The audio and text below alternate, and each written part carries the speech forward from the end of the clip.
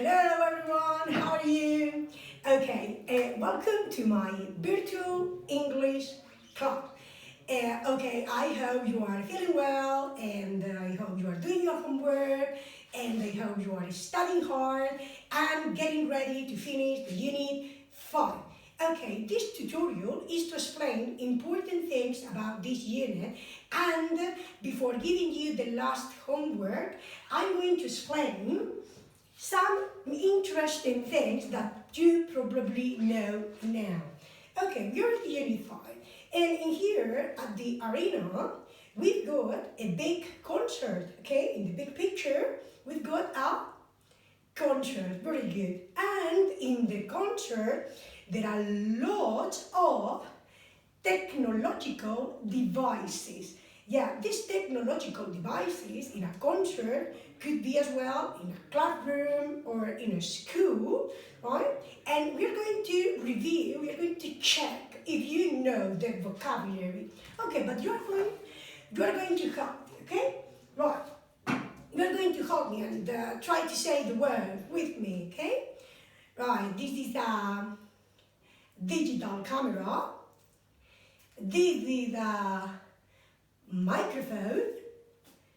These are headphones, and pay attention that here I use the plural form because headphones is plural. So I don't have to say these is are, but these are, like in your activity book on the activity 1, page 50. We go on, okay? This is a laptop. This is a video camera, very good. This is a screen, yeah. This is a projector, thanks, very good. These are lights, very good. We've got two, so we use again the formula for plural. These are lights. Remember that these and these are, the last year we talked about this grammar, okay? And these are speakers. And this is a mobile phone. And remember the pronunciation, O, so mobile phone. Okay, we got all of the vocabulary, that's it.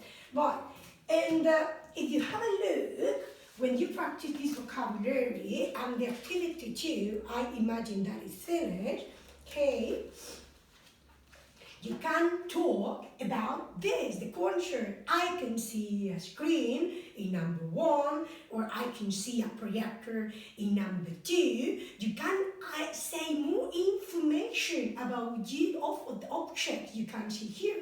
So the projector is orange, or I can see a gray laptop on number 8. You've got lots of information now, yeah?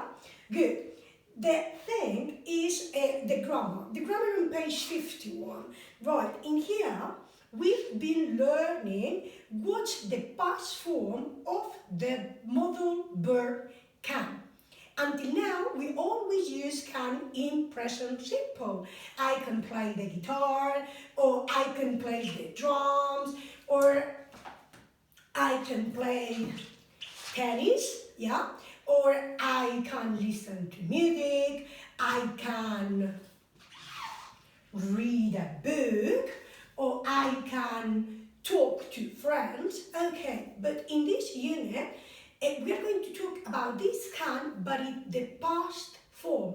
Remember that now, in this course, this 5th course, we are talking about past simple, and the past of the modal verb can is could. So in the activity 1, Tara is talking about what they could do at the concert and what they couldn't do at the concert. For example, I could listen to the musicians, but I couldn't see the band properly. Okay, normally when we go to a concert, there are some things that I can't do, in the past I could do or couldn't do.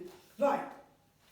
This theory is very easy to use, and could or couldn't is used when talking when we were little boys or little girls. For example, I'm going to imagine when I was 5 years old.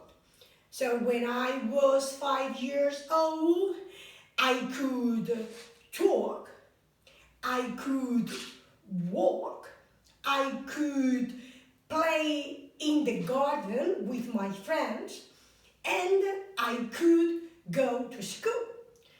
But I couldn't play a guitar, I couldn't play a piano, and I couldn't speak in English. Okay? So look at the difference between the things I could do and I couldn't do. Right, this theory, this drama is very easy. You just need to practice. Okay? Right, in the activity, very, very easy activity, here you have to change, simply, you have to change can for could or can't for couldn't.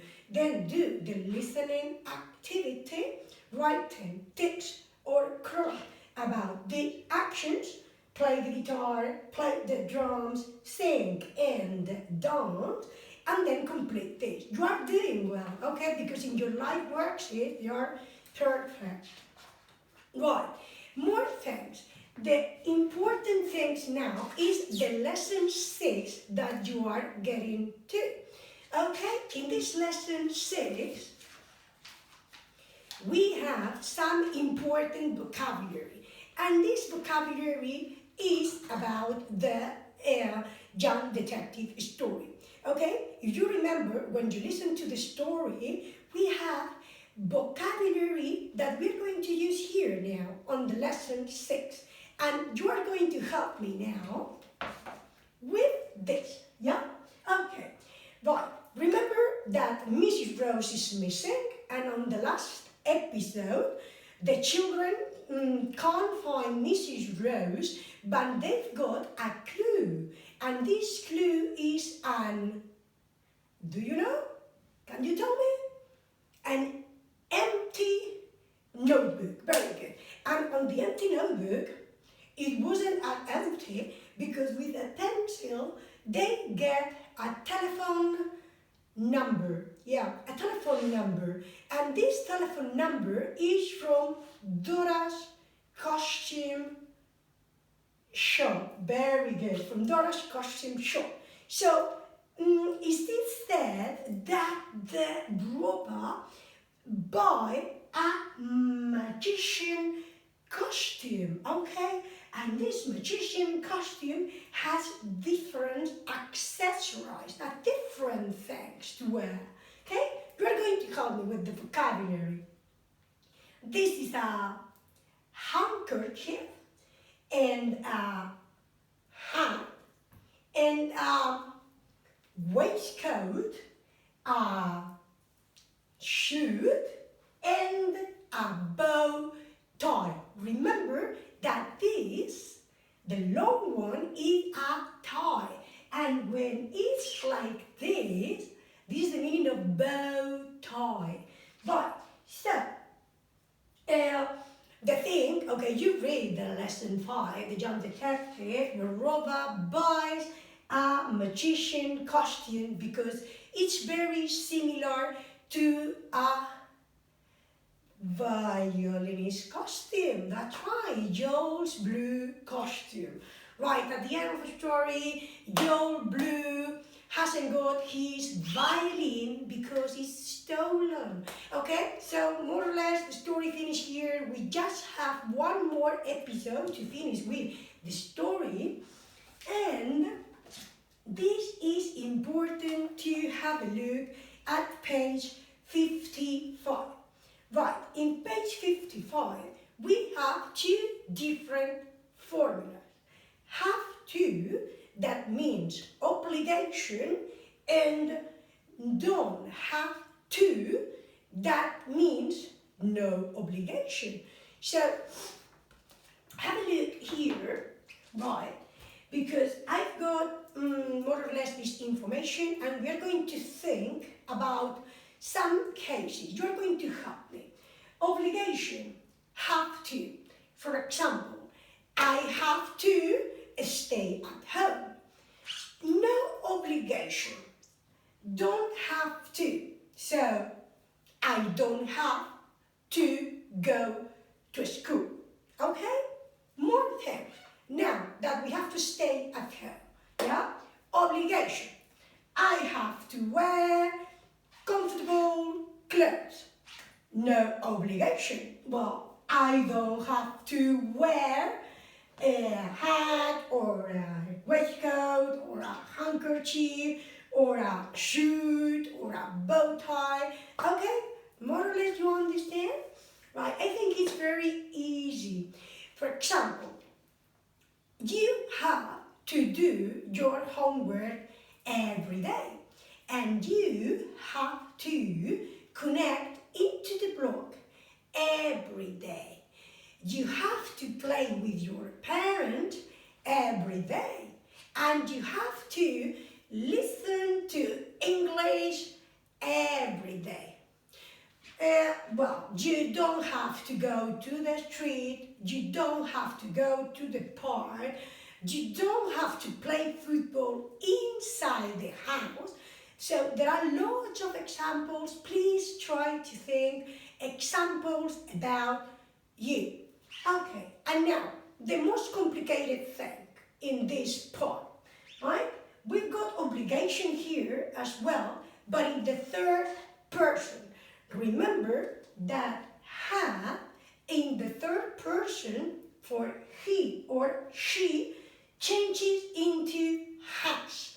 So, he has to stay at home, she has to do her homework, and for no obligation in the third person, remember that we don't do the negative form, we don't. We use doesn't. So, he doesn't have to go to the park, and she doesn't have to play tennis inside the house. Okay, this is very important because when doing your activity on page 55, right? Well, the listening is very easy, but pay attention at my explanation when it's the third person, right? When they are talking about a boy or a girl, or when we are talking about I, we, you, they, that is this part of the grammar. It is explained in the square. Here you have that grammar, so please pay attention, read it carefully, and then you do the activity. In the activity 3, please pay attention at this. Very important, not everything goes with have to or don't have to. Some activities goes with has to or doesn't have to. Okay? Right. This is an open activity you have to do. And well, then for homework, I will get in the blog the next homework for this week with the song and with some activities to finish with this technological unit.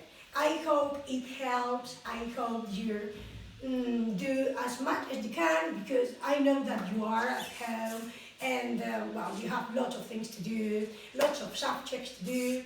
But please keep calm and enjoy and cook and have a nice time. And please send me all your results to my email, and you will get what you have. If it's okay, if it is excellent, okay, right? So see you soon. Have a very nice time, okay? And lots of kisses. Bye.